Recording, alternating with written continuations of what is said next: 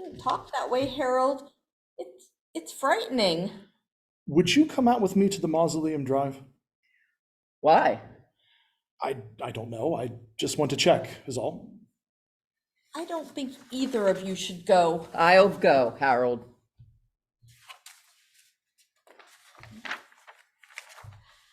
Well, I won't. Well, that's all right, Joyce. No one expects you to. All right, David, let's go. I've always had an interest in the supernatural, David. You know, there are certain things that happen, psychic phenomena that have no normal or natural explanation. I've never seen any. Well, nor have I, but what's to say that Uncle Amos can't return? I still don't see any reason for coming in here, Harold. Well, there may not be, but then again, he's in that crypt over there. Nothing's been disturbed in here. It looks just like it did when he was placed here. Wait a minute. This wasn't here the day he was buried. What? Another black little figurine, broken just like the others. It gave me an eerie sensation. The little figure was broken into 3 pieces. I looked at Harold, and he seemed to be as afraid as I was. We locked up the mausoleum again and went back to the house. By that time, I began to wonder if Amos was striking back at us from beyond the grave.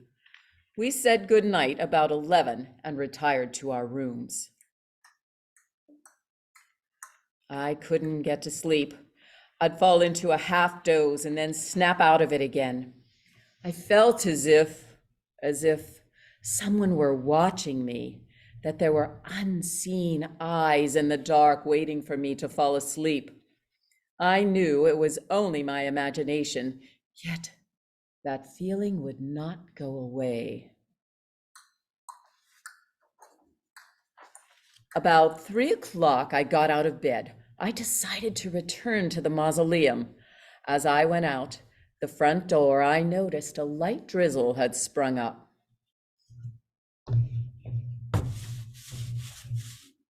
Something drew me toward the mausoleum, a compulsion, an inner force over which I had no control. I walked slowly up the gravel walk to the mausoleum, not noticing the light rain which fell on me. When I was close enough to see the doorway, I received a distinct shock, for the door was open and there was a circle of light behind it. I walked to the door. I tried to get through the door quietly. I jarred it a little, and the noise made the man inside whirl around. In his hand, he held a gun. David, what are you doing here? I might ask you the same question, Mr. Sawyer. I began to wonder. I don't believe in people coming back after they die. Is that the reason for the gun? I didn't know what I'd find. I wanted to be safe, that's all. Now that I've seen it's you, I'll put my gun back in my pocket. By the way, David, what are you doing out here? I was restless. Harold thinks everything that's happened has some supernatural significance. All his talk made me nervous. I see. And do you think there is something supernatural about the way Emily died? I don't know, Mr. Sawyer. I just don't know. Sawyer and I returned to the house. I didn't feel much like sleeping, so I went down to the library, found a book, and sat down to read. David? Mr. Sawyer told me you were down here. What's the matter? I can't sleep. David, I talked to Mr. Sawyer for almost 10 minutes. He said he thinks you're in back of everything. What did you say to that? Well, I told him he was wrong. Thanks for your vote of confidence, Joyce. Well, the more I think about it, the more I think Harold is right in what he said. That Uncle Amos came back to life? Yes. I'd keep an eye on Sawyer if I were you. You think he's doing this? I'm not sure. Well, you must have some reason for it. I went out to the mausoleum tonight about an hour ago. Sawyer was out there. He had a gun in his hand. Perhaps he was just curious. Why should he get curious at 3 a.m? Does seem rather odd, but No! No! I warn you! Stay away from me! Ah! That's Sawyer! Is that you, David? Yes. I heard a shot. so did we. I thought it was one of you. It was Sawyer on the floor. Is he? Yes. He's dead. Sawyer lay there on the floor, sprawled in a grotesque position of death. By one outstretched hand was a gun, and by the other, broken into 3 pieces, was a little black figurine. Harold called the police. They said they would be out as soon as they could. The 3 of us went downstairs to the living room. I was right. It was Uncle Amos who was behind all of this. Oh, it must be. There's no other explanation. I told you before that there are certain things that cannot be explained. The deaths of Emily and Sawyer prove that. Will or no will, I'm leaving here now. I'm going upstairs to pack. I'll be down in a while. I'm gonna leave too, David. What about you? I don't know. I still can't make myself believe. Harold! He has to be all right. Harold! Harold! Harold, where are you? Harold, answer us! His door is open. He'll be dead. Dead, just like the others. No, Joyce, he's not here. The mausoleum. Uncle Amos came and took him back to the mausoleum. We went into Sawyer's room. Harold wasn't there, nor was Sawyer's gun. I supposed that Harold had picked it up on his way to the room.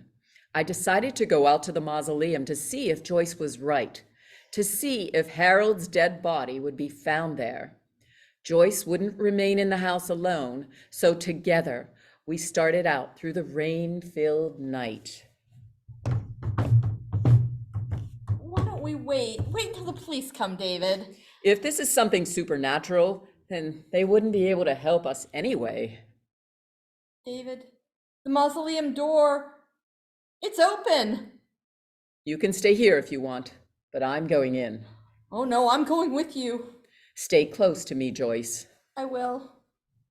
I don't like it in here, David. Neither do I. But you're going to remain here for some time. That's Harold's voice. We thought you were. Dead? Hardly. But the 2 of you will be very soon. He has a gun, David. That's right, Sawyer's gun. I've planned this very carefully, David. When the police arrive, they will find you 3 dead, and I'll be wounded. I'll tell them Sawyer was behind it all, and he killed both of you out here. And then he came into the house, searching for me. There was a fight, and the gun went off, and he died.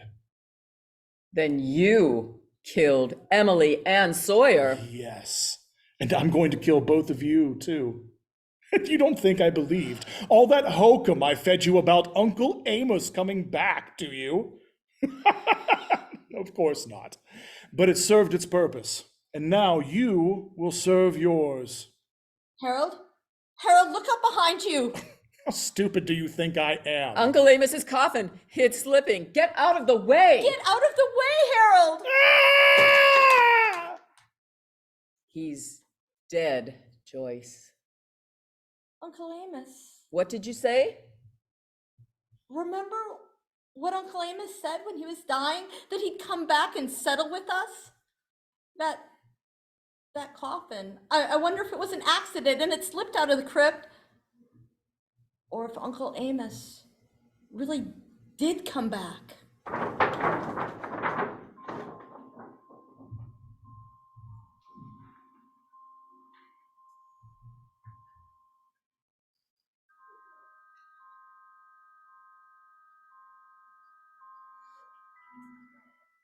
Thank you for joining us for our production of The Black Figurine of Death.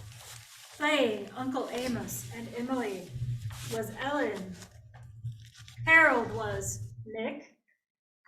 David was Madonna. Mr. Sawyer was Kim. And Joyce was Kim.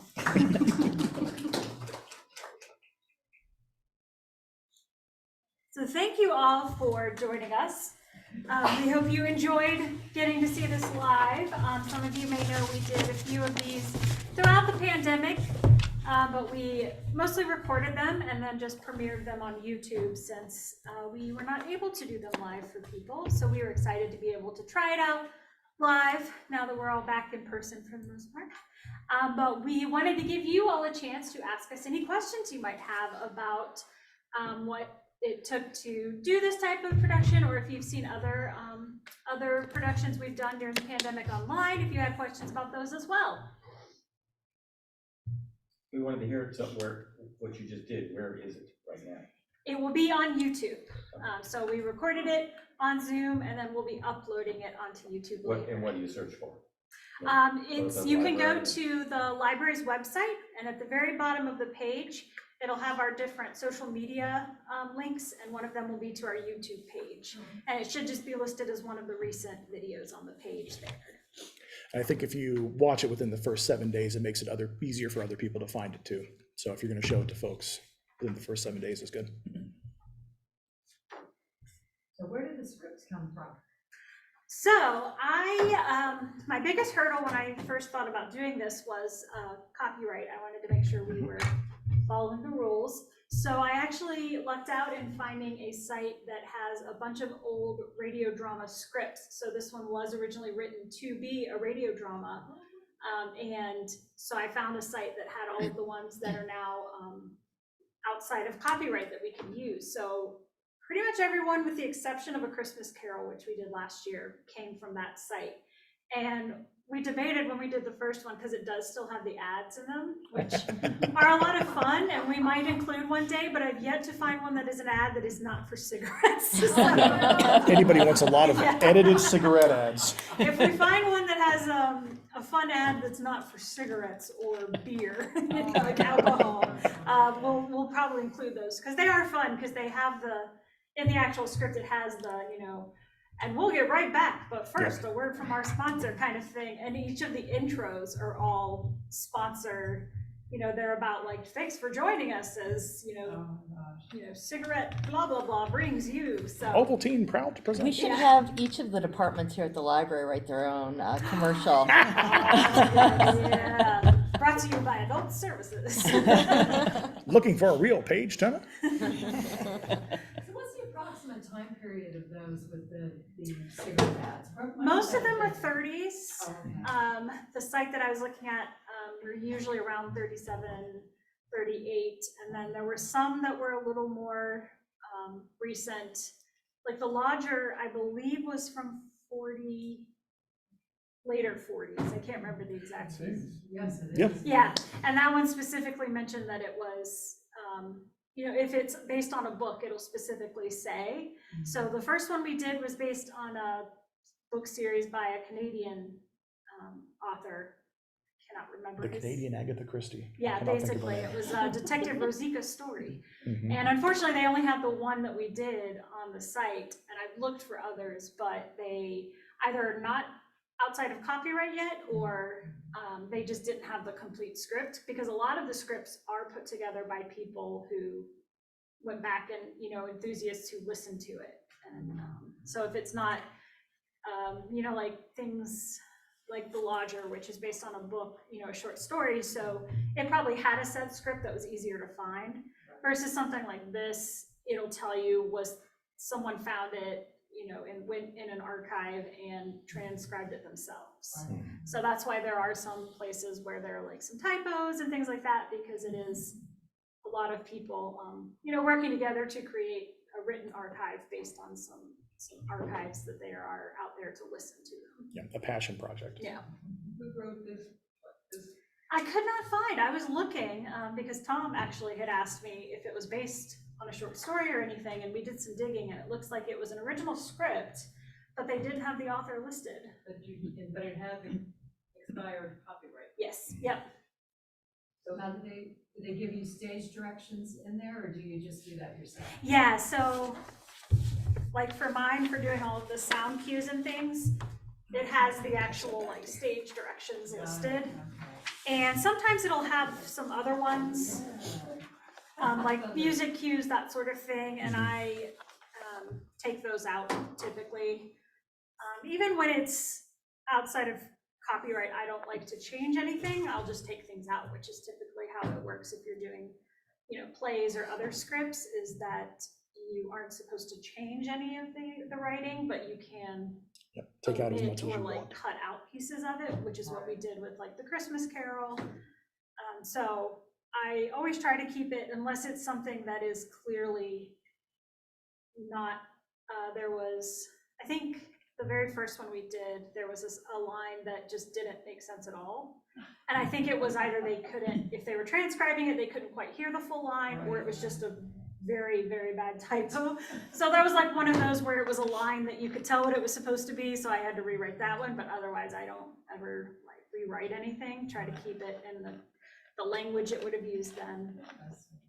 So you said this one was from the 30s, but that's when it was written, or was it, do you know if it was broadcast or not? When it was broadcast. Oh, it was Yeah. broadcast. Yeah, What, so what show it was on?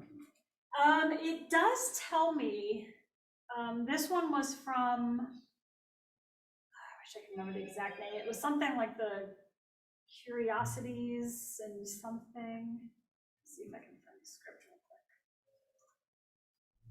Because it does tell you the show it came from and when the actual like original one aired, and it'll usually, if it's a notable cast, tell you who. So there are like some Sherlock Holmes ones that I found on a site that aren't obviously out of copyright because they're still done today, most of them. There was a couple of them that were on one that were out of copyright that were very like shortened. It depends on the version of Sherlock Holmes Yeah. you're getting, it turns out.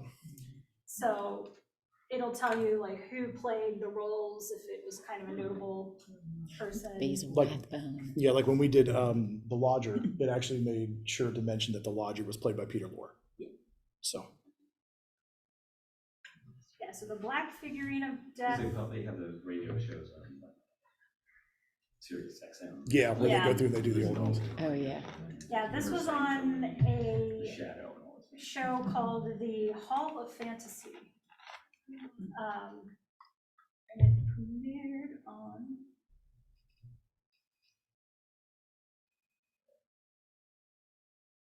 Oh, it's interesting. So this one says original air date unknown, but the read air version, which was recorded, was aired on January 26, 1953.